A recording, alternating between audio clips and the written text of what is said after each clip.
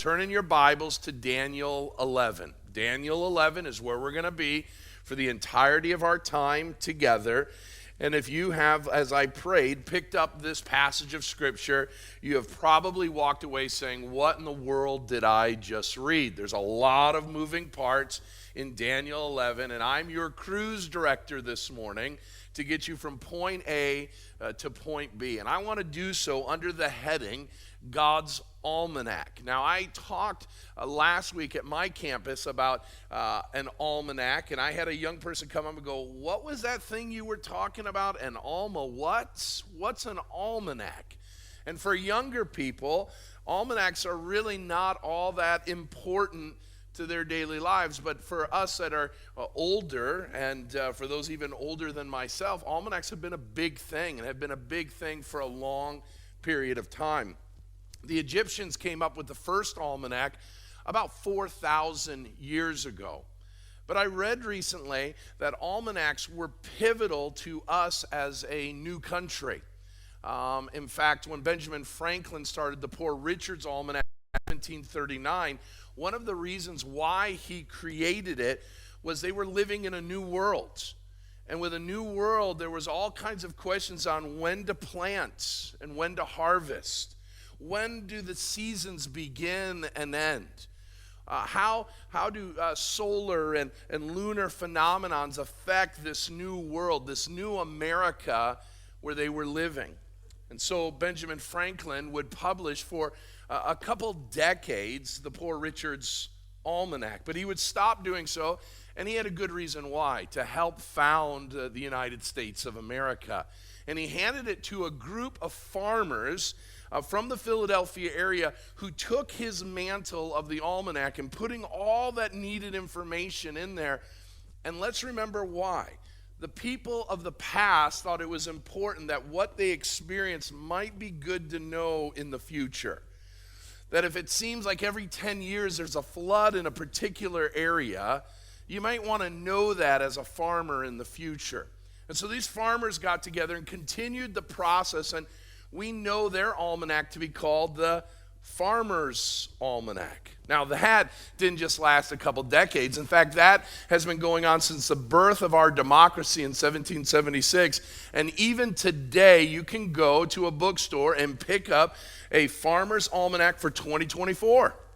Now, what you would have seen in that almanac, as you would have picked it up at the end of last year, almanacs are usually published the October of the year before. Had you picked that up last October, you would have read in the solar phenomenons of 2024 that just a couple weeks ago, Monday, there would have been an eclipse, and it would have told you the time. It would have told you the area where you were to go if you wanted to see the eclipse, and they would do so with incredible accuracy. Now, here's the amazing thing. That eclipse has been known by human beings for hundreds of years, that it was going to happen a couple Mondays ago. And the reason why is because people put almanacs together and began to tell people there's a calendar to these things. There's a time and a place that these things are going to happen. Well, one of the final almanacs that I remember being most acquainted with as a young person of the late 80s was in the movie Back to the Future 2. Now remember, we've got this character who keeps going back to the past in the first movie, but in the second movie, he goes to the future. And what he's trying to stop is the use of Gray's Sports Almanac, because the bad guy in the movie is now taking an almanac from the future and he wants to go to the past. And what he wants to do is an almanac that lists all the winners of every game and every championship would be weaponized in the past to now start betting on every event. You would be the richest man in the world with one almanac as events take place, and he's supposed to stop it. Now, here's the amazing thing about the Gray Sports Almanac that was shown to us in 1988. It said that in 2015, the Cubs would finally win the World Series. Gray Sports Almanac missed it by 1 year. They got it close, but they missed it by 1 year. Now, here's the amazing thing. Almanacs have a really incredible accuracy rate. Looking at the past, being able to help us decipher and understand the future, they do pretty well. But this morning, we've got God's Almanac. And God's Almanac is going to teach us something amazing. I found this quote, and I really appreciate it, and it's helped kind of settle my thinking on Daniel chapter 11. It says this about almanacs. Almanacs are like old friends. You turn to them for advice, comfort, and nostalgia. They hold the wisdom of the past, and they guide us to understand the present and give us a glimpse into the future.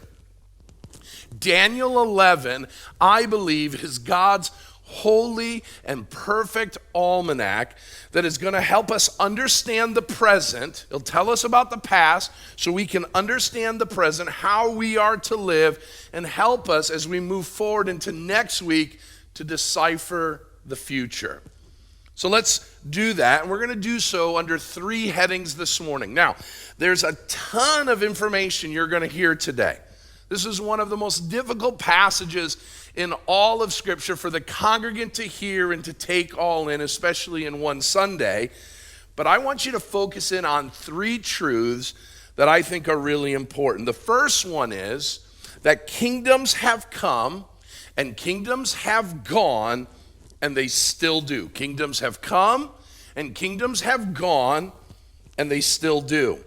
Let's pick up in Daniel chapter 11, and we're going to learn some things right away, starting in verse 1. First of all, we need to recognize that the passage is incredibly long, 35 verses. It takes a page and a half in my Bible. It's a long passage. Number 2, it's complicated. We got kings here, we got kings there, we've got armies here, we got armies there, we've got princes here and princes there. All of them moving in this cacophony of activity. And so it's hard to know what in the world is going on. Who are we talking about? The final thing we need to ask is, where do all of these events that we're going to read about, where do they fall, and who fits the description of what transpires? So let's look first of all at verses 1 and 2. As for me, this is the angel who is talking in Daniel chapter 10. He says, as for me, in the first year of Darius the Mede, just so you know, Darius is another name for Cyrus that we learned about in Daniel chapter 10. Cyrus and Darius, these royalties had different names and used them at different times. In the first year of Darius the Mede, I stood up to confirm and strengthen him. Who is him? It's Daniel. This is to be a word of encouragement to God's people. Daniel there in Daniel 11, and for us today. And now I will show you, Daniel, the truth. Behold, 3 more kings shall arise in Persia, and a 4th shall be richer than all of them. And when he has become strong through his riches, he shall stir up all against the kingdom of Greece. Now let's stop there. The first group that we need to understand is, who is the angel talking about to Daniel? Now Daniel has this question. For the longest time, Nebuchadnezzar has been the ruler and king over all that Daniel's known and understood. Now this new guy is in power. This is the one who was put in power after the handwriting on the wall. This is the one who topples the nation of Babylon. And Daniel, an old man now, is starting to wonder, is it going to be another 70 years? What's transpiring? What is God's plan with this new guy? And so an angel comes and he gives an answer, and notice what the answer is. There are 4 more kings that are going to come and go. 4 more kings. That is, that the Mede and Persian Empire is going to have 4 monarchies that are going to rule and reign before the next thing happens in God's timetable. Now on the slides you see these names: Cambyses, Pseudo-Smyrtus, Darius the First, and Xerxes. Now, as you read, I told you 375 years. We don't get to 375 years there. So what are the 4 kings? What you need to understand is that if you go with just the next 4 kings, you don't get very far. In fact, Pseudo-Smyrtus only reigns for about 10 months. He doesn't reign for very long. And what you've got to understand is what the angel is saying is there are going to be 4 monarchies that are going to take over in Daniel chapter 11. To show you this, let's put up another slide. And the other slide is going to show you a picture. Now, it's hard to see, but what you're going to see is you've got Cyrus at the top. What's going to come after him?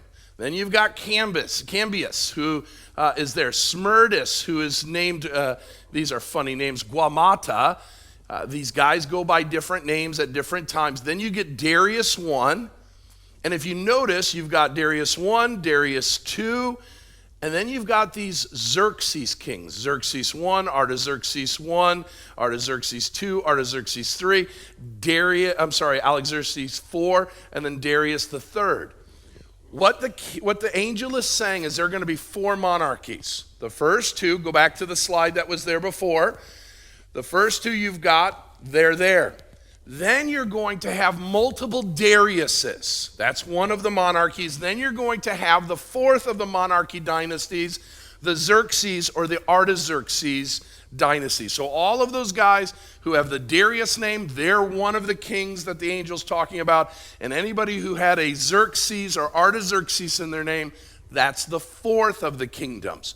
There's going to be 4 of these kingdoms that are going to take place, and after that, someone else is going to rise up. Now remember, we've been talking about this since Daniel chapter 7.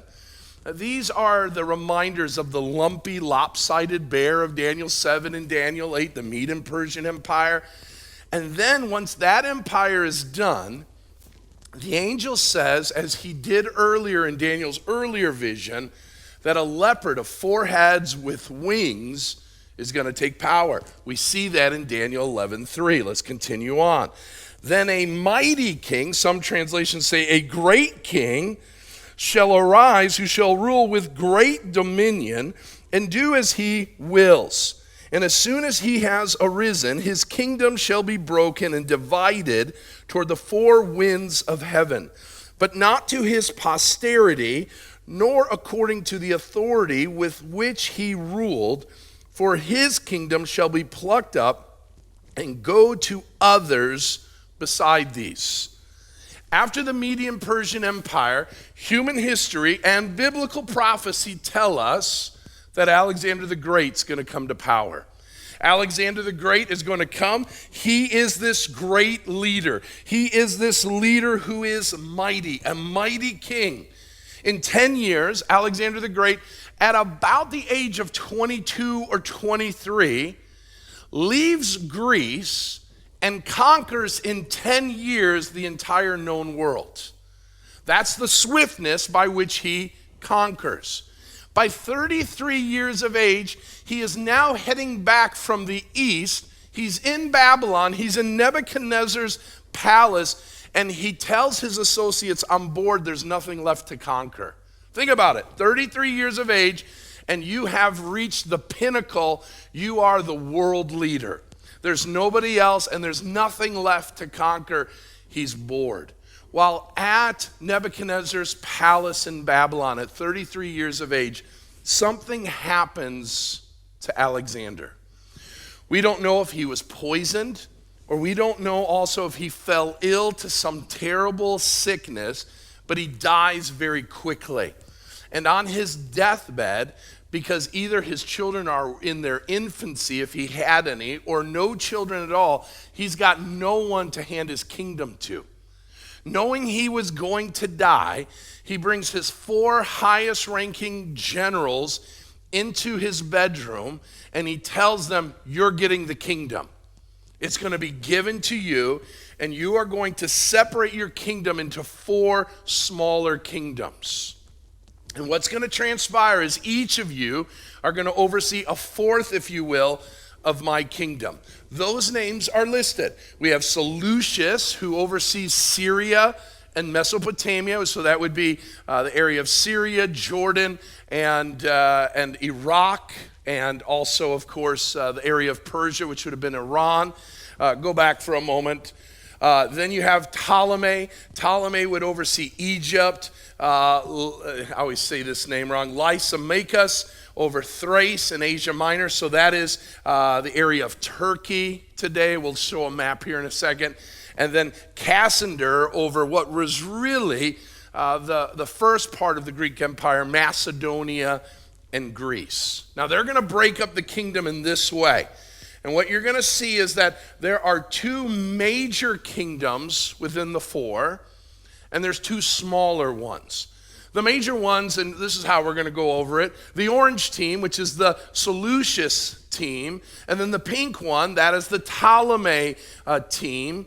The two other ones that are up there, led by my friend Lissy and my friend Cassie, they are pretty quiet. They're pretty small, and they're not of great significance. The ones we want to focus in on are the orange team and the pink team, the Ptolemy Empire and the Seleucid Empire. This is going to be really important. I'm going to walk over here so you can see what I'm talking about here. This orange team is going to fight for about 150 years, the pink team. Now, as you can see, in the middle right here is Israel.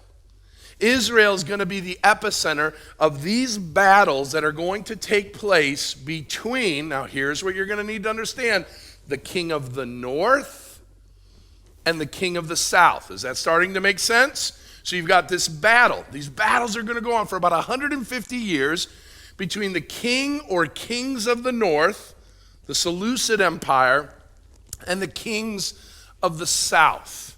All of this is written in human history, both by biblical scholars and secular scholars, and we're going to see this play out. So what I'm going to do is I'm going to start reading, continuing Daniel chapter 11. What my team in the back is going to do is they're going to put up, go ahead and hit the next slide. They're going to show this slide and go ahead to the next one, and this slide. They're going to alter back and forth. And what I want you to see is that what you're going to hear is not one king of the north and one king of the south doing all kinds of things. We are talking of a handful of kings from the north through that history of 150 years, and a handful of kings and their associates for 150 years of the south battling one another. So let's look at the text and let's get into this. So you're going to follow along on the screens. Then the king of the south shall be strong, but one of his princes shall be stronger than he and shall rule, and his authority shall be a great authority. After some years they shall make an alliance, and the daughter of the king of the south shall come to the king of the north to make an agreement. But she shall not retain the strength of her arm, and he and his arm shall not endure. But she shall be given up, and her attendants, he who fathered her, and he who supported her in those times. And from a branch from her roots, one shall arise in his place. He shall come against the army and enter the fortress of the king of the north. And he shall deal with them and shall prevail. He shall also carry off to Egypt their gods with their metal images and their precious vessels of silver and gold. And for some years he shall refrain from attacking the king of the north. Then the latter shall come into the realm of the king of the south, but shall return to his own land. His son shall wage war and assemble a multitude of great forces, which shall keep coming and overflow and pass through, and again shall carry the war as far as his fortress. Then the king of the south, moved with rage, shall come out and fight against the king of the north. And he shall raise a great multitude, but it shall be given into his hands. And when the multitude is taken away, his heart shall be exalted, and he shall cast down tens of thousands, but he shall not prevail. For the king of the north shall raise a multitude greater than the first, and after some years he shall come on with a great army and abundant supplies. It is in those times many shall rise up against the king of the south, and a violent and be violent among your own people, shall lift themselves up in order to fulfill a vision, but they shall fail. Then the king of the north shall come and throw siege works and take a well-fortified city. And the forces of the south shall not stand, or even his best troops, for there shall be no strength to stand. But he who comes against him shall do as he wills, and none shall stand before him.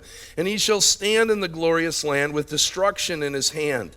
He shall set his face to come with the strength of his whole kingdom, and he shall bring terms of an agreement and perform them. He shall give him the daughter of women to destroy the kingdom, but it shall not stand or be to his advantage. Afterward he shall turn his face to the coastlands and shall capture many of them, but a commander shall put to an end his insolence. Indeed, he shall turn his insolence back upon him. Then he shall turn his face back toward the fortresses of his own land, but he shall stumble and fall and shall not be found. Then shall arise in his place one who will send an exeter of tribute for the glory of the kingdom. But within a few days he shall be broken, neither in anger nor in battle.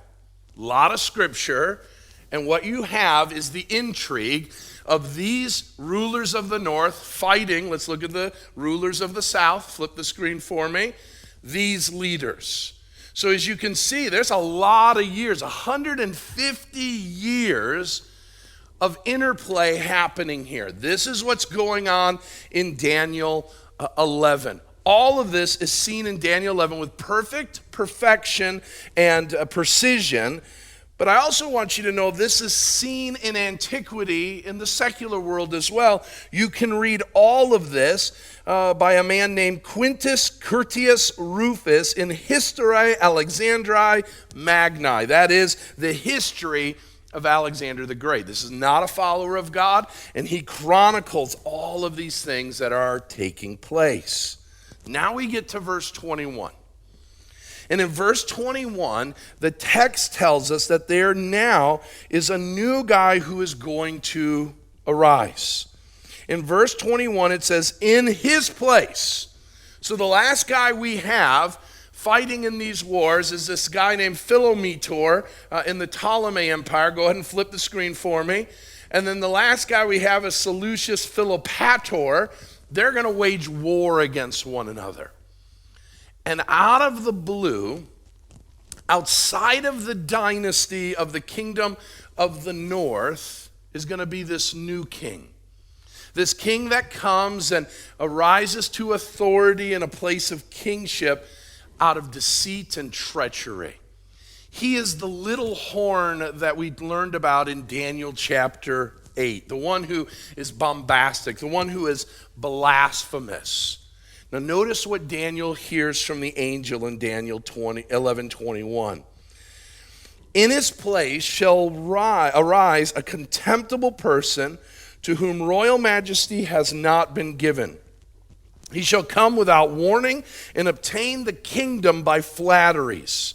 Armies shall be swept away before him and broken.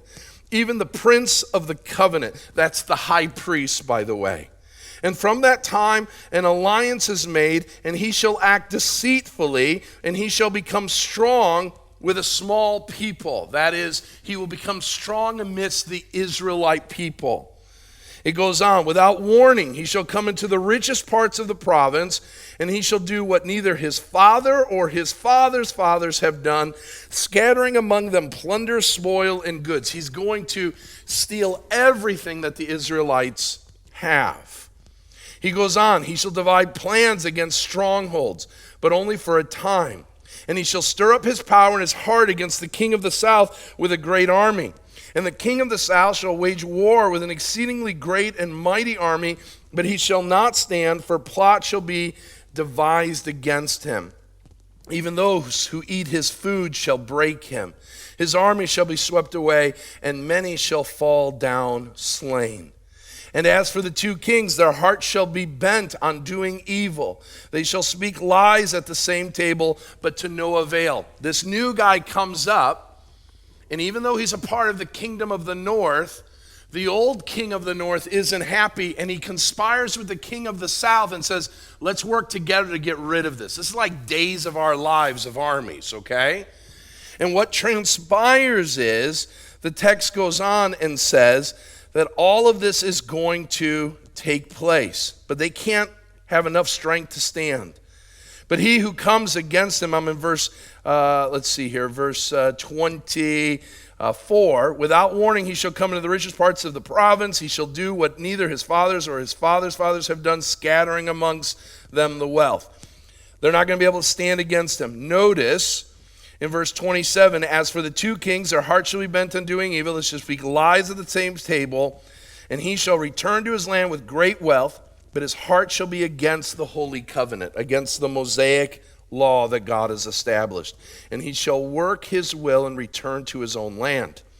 At the time appointed he shall return and come into the south, but it shall not be this time as it was before. For ships of Kittim shall come against him and shall be afraid and withdraw, and shall turn back and be enraged and take action against the holy covenant. He will turn back and pay no attention for those who forsake the holy covenant. Forces from him shall appear and profane the temple and fortress, and shall take away the regular burnt offerings, and they shall set up the abomination that makes desolate. He shall seduce with flattery those who violate the covenant, but the people who know their God shall stand firm and take action. So let's go to the next slide. Who is this guy? It is Antiochus Epiphanes. We talked about him in Daniel 8, and he's contemptible, a vile person. He seizes the throne by force from the guy before him. He moves against Egypt, the king of the south. He moves against Egypt again and finds Roman resistance, and then he unleashes fury against the people of God by getting rid of all the Mosaic law, outlawing circumcision, and burning and sacrificing a pig on the altar in the most holy of holies. This is a bad guy. This is a bad guy, and we need to focus in on this bad guy, because what we learn about this guy in the past is what we're going to hear about next week of what we believe to be the next bad guy in God's timetable, the Antichrist. Antiochus is a picture of the Antichrist who is going to come. He's going to come with flattery. He's going to come in a spirit of deceit. He is going to work where religious leaders are going to be infatuated with him, as Antiochus did with the high priest Jason about 150 years before Jesus. He will do all kinds of things that will make the people of God feel very safe, and that at a period of time he will make a decision that he will turn his back on the religious people of the world, and he will profane the name of God. Now, let's stop here. Tons of history, a lot of things, 375 years to be exact. There are two lessons, and by the way, my longest point is my first one, so take heart. The first lesson I want us to draw from all of this history is that this chapter of Daniel 11 gives us historical perspective. It gives us historical perspective. It seems every generation, and we are not immune to this, that every generation has a bit of arrogance and hubris to say that what we're dealing with in our generation has never happened before. We hear it. Turn on the news, listen to the pundits and commentators, and they will use a word that we hear all the time, which is a bit odd because the very use of the word means we shouldn't hear it very often, and that is the word unprecedented. We live in unprecedented times. We heard this with COVID. It's unprecedented. We hear this with upcoming elections. This is an unprecedented election. We hear it with battles. When we started hearing the battle between Iran and Israel, this is an unprecedented attack. Well, let's be honest, friends. None of it's unprecedented. We read from King Solomon during our corporate time of reading of the Word, and King Solomon reminds us there's nothing new under the sun. So when COVID came, and we started talking about outbreaks, we said that we never experienced anything like this before, but surely we did. Some of you remember the polio outbreak. None of you, I'm going to believe, were a part of the Spanish flu of 1918 and 1919. But we've been there, and we've done that. We've seen things like Ebola and SARS. We've been a part of it. This isn't unprecedented. We do it with elections. And we say this election is the most unprecedented election. Listen, Democrats and Republicans have been fighting for the last 250 years. There's nothing unprecedented about it.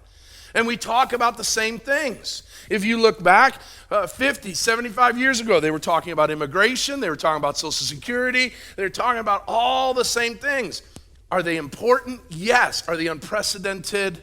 No. Armies and nations have waged war. They have fomented and attacked and defended themselves. This has been going on for millennia. These are not unprecedented times. And what we have in Daniel 11 is a reminder that what we see now is not a whole lot different than what was going on before. Political intrigue, treachery, deceits, nations rising, nations falling, and all of this, we need to understand God's in it. God's in it. He's got a plan. He's got a purpose. Now, this should lead to a second lesson, and that is to give us historical perspective. But second, we should recognize it should humble us. It should humble us. It should humble us in this. We see in Daniel 11, I will tell you, there's about 20 kings or princes that are listed in Daniel 11. That's a lot of kingdoms. That's a lot of ruling. That's a lot of authority. That's a lot of possession, a lot of riches. But let me ask you this. Have you and have I ever stopped to think that we're building kingdoms? That we are amassing territories? That we are pursuing authority? You see, I have a kingdom. My kingdom is about a 1/4 acre big, large. It has a king and a queen, and I have 3 princes, and I have a dog. That's my kingdom. But it's amazing how I protect that kingdom, how I seek to advance that kingdom. And so I'm continually looking at my portfolio. I'm continually looking, how can I advance things? But let me go a little farther, and maybe this isn't for you. Maybe this is just for me to preach to myself.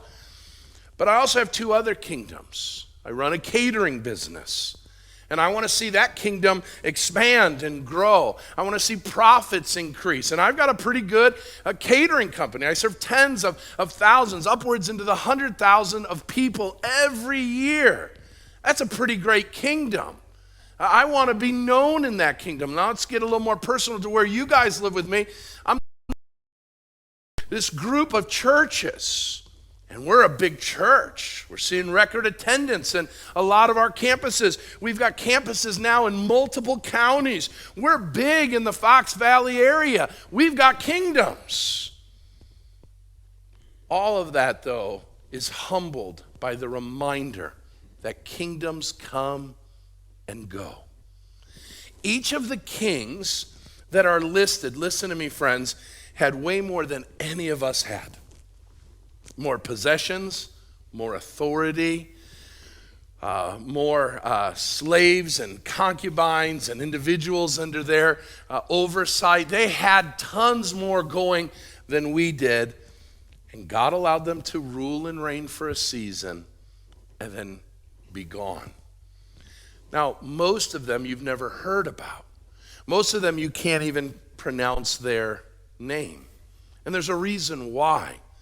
You see, kingdoms come and go, and they are forgotten. The only one that maybe you remember is Alexander the Great, but you don't know much about him, neither do I. But we've heard about him. We've heard about his acclaim. But he came and he went. Now, what's the practical truth of this? Please don't allow all of this kings of the north and kings of the south to allow you to forget this. Every one of us is building a kingdom in the 70, 80, 90, 100 years that we will be given. And we will spend our days building that kingdom, amassing for us and our posterity wealth and capital. We will seek for notoriety, some of us.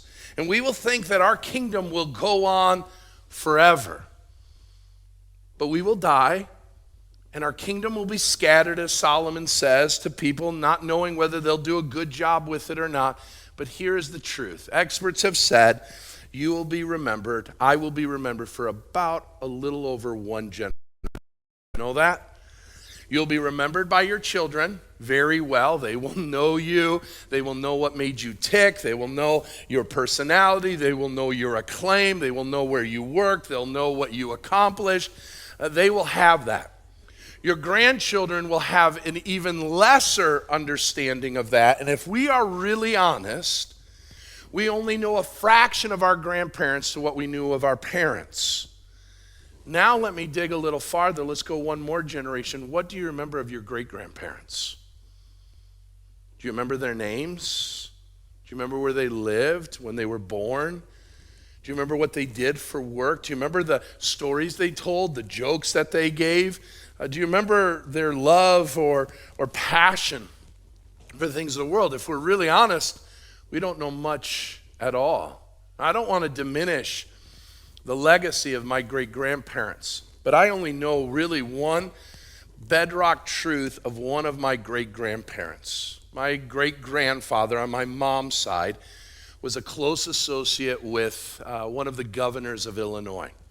And around the turn of the last century, now 125 years ago, he was at a place for a reception with Teddy Roosevelt, the president.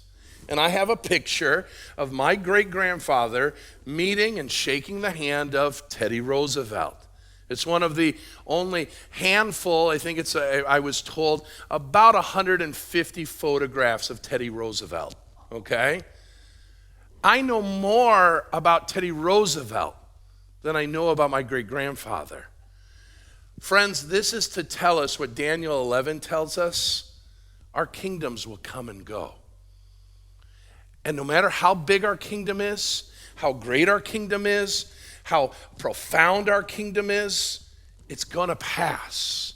And that's why King Jesus said in the New Testament, don't seek your kingdom. Don't seek your advancement. Seek my kingdom. Seek first my kingdom. And he says within the context of that, don't invest in your kingdom or my kingdom where moth and rust destroy. But seek first my kingdom that goes forever. You see, Daniel 11, we can miss out on the incredible truth that we are not called to build our own kingdoms. Kingdoms come and go, and they still do. I don't know what God has in store for this great kingdom that we're a part of. I'm a big fan of America, but if Daniel 11 is true, as much as I'd hate to see it or even hate to say it, there's a real good chance, my friends, that the United States will come and go.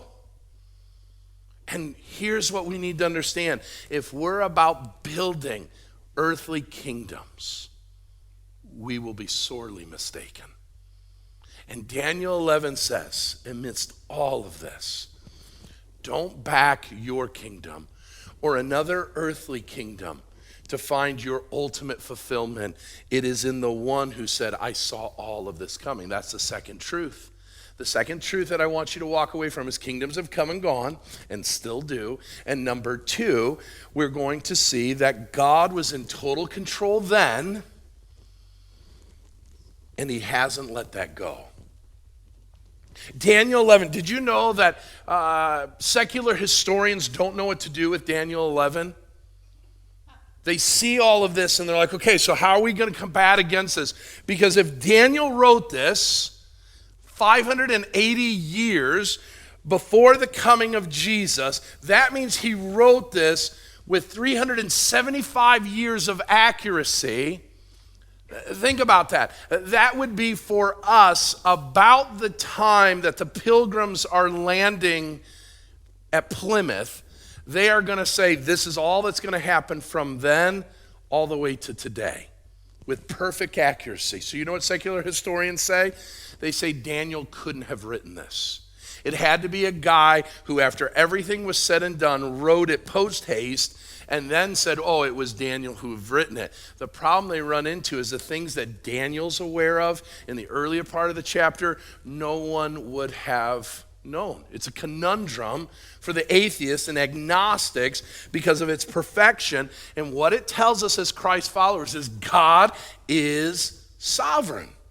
He knew what was going to happen, and he oversaw each of the events that transpired. Now let's go back to all of that stuff we read. There's a lot of intrigue. There's a lot of deceit. There's a lot of sin by sinful men and women who are raising themselves up to be the leaders and rulers of their little worlds. They used a lot of their free will. They made a lot of heinous decisions, and all of it fit God's plan and purposes to a T. That's God's sovereignty. God knew it was going to happen. God willed that it was going to happen. God purposed for it to happen, and God saw it come in perfect sequence. So that at the end of all of this, the book of Galatians would say that at just the right time, in just the right place, Jesus Christ would be born of a woman under the law to redeem us who were under the law. Everything has been working according to God's perfect timetable, and Daniel 11 is a reminder of that. And if it was true in Daniel 11, Jesus says, I'm the same yesterday, today, and forever. If it was true then, that God was in control then, friends, that means God is in control now, and God is in control of the future. This eradicates, friends, our anxiety. It decimates our worry.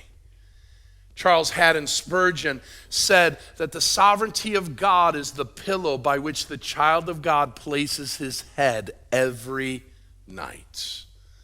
You see, Daniel 11 reminds us, if God had it all figured out then can we put our faith and trust in that God who had it all figured out then? Can we believe him when it comes to my little kingdom, my little world in the world of 2024? Can I put my faith and my trust in that? God, by his Spirit, put Daniel 11 there to say to Tim, oh, feeble faith Tim, if I had it figured out then I know what you need today. And can we put our faith and trust that the God who has it figured out hundreds of years ago and has it figured out today has our future figured out? That we can put our future in his hands? That we can trust that he's got it. But you say, but wait a minute, you don't know what's going to happen. You don't know what the election's going to bring. You don't know what war is going to break out. You don't know what the Antichrist might look like in the future. I don't need to, because I know God had it then, and he'll have it now, and he'll have it then. And I can put my faith, and I can put my hope, and I can put my trust in that. Well, one final thing I want you to see. Kingdoms have come and gone, and they still do. God was in total control then, and he hasn't let that go. And the third thing I want you to see is an important one, and that is the future can feel chaotic, so trusting God is required. Look at verse 33 through 35. It says the following, and the wise among the people shall make many understand. Though some days they shall stumble by sword and flame, by captivity and plunder. When they stumble, they shall receive a little help, and many shall join themselves to them with flattery. They will be excited to join them.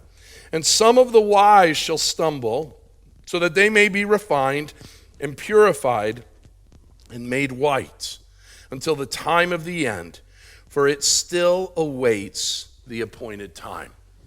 So now we go from the 375 years of history all the way to looking to the future, that there's an appointed time coming. We're going to turn the page and we're going to look future next week. And the question is, what do we do in the meantime? What do we do as armies rise and fall, as kingdoms come and kingdoms go? What do we do in the good times and in the bad times? What were people supposed to do in the past? What are they to do in the present? What are we to do in the future as the world foments? What is the job of the Christian? The job of the wise among us? 3 things and I will close. Number 1, we need to be faithful in teaching others. The text tells us that one of the ways that we busy ourselves in these days is we help those, the wise among the people shall make many understand. So you're doing exactly what Daniel 11:33 is telling us to do. You are coming and we are gathering together and we're picking up this book and we're trying to understand what God has for us. And it's the job of the pastors and teachers and leaders among us to pick up these books and to help us understand what God was doing then, like the Almanac did, so that we'll know how to live in the present and we'll have a sense of hope and trust of the future. So our job as Christians is to recite these things over to one another, to remind us. So when missiles start flying between Israel and Iran, we don't need to fear or be filled with dread. Why? Because God's got it. And so we are called, as Anna told us to pray, to pursue peace. But we need to know and understand that the chaos of this world is within total control of God, and we can rest in that. We need to help one another by understanding the word. Number 2, notice what the text says. It says that some shall stumble by sword and flame, by captivity and plunder, and when they stumble, they're going to need to receive help. The New Testament tells us we are to carry one another's burdens. And so we gather together. And why is Sunday worship so important? Because for the last 6 days, we have been beat up by the world. We've been tempted by the devil. And by ourselves, we've not always been strong. We've stumbled. We have faltered. We've sinned. And we come into this place, and a great many of us are sitting there going, I'm singing these songs. I'm believing these things in my heart. But I've blown it this week. And what you need is not to come into a place where a pastor or another person says, I have it all figured out. I got it 100% right this week. What we need from one another in these last days is people who put their arm around us and say, I've been there too. I've fallen. I've stumbled. The fear of being in the minority was too much for me as well at work. And this is where we are reminded not only of our failures, but Christ's faithfulness. And we look together with Jesus, and we're reminded of the cross, and we're reminded of all that Christ did for us, and we take solace in the finished work of Jesus, and we help one another to leave this place, hopefully to be a little more victorious than we were the week before. Finally, it tells us that it is a reminder that trials are for our good. Notice the text says, it says that these individuals will be refined. They'll be purified. They'll be made white. We need to understand living in these last days will be difficult. They're going to be hard.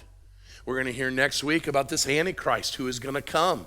And he's going to wage war against the people of God. And he will destroy anyone in his way.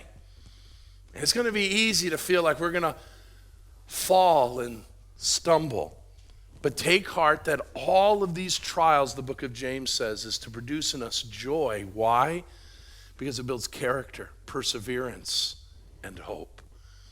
our difficulties, our struggles, even the horrific things that will happen in our world are there so that the people of God may be made white as snow, radiant as the stars in the sky, so that we may show not our glory, but the glory of the one and only.